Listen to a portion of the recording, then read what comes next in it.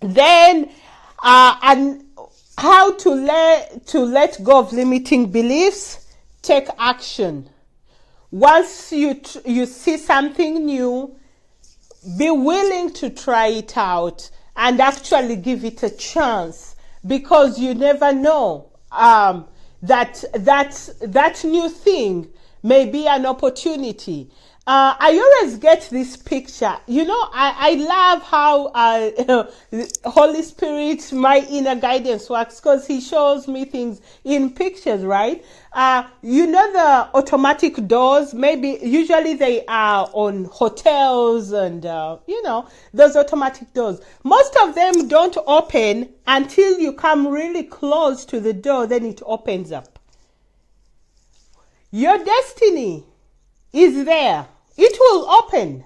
But then sometimes you have to work your way close enough to the point that door opens for you to continue on.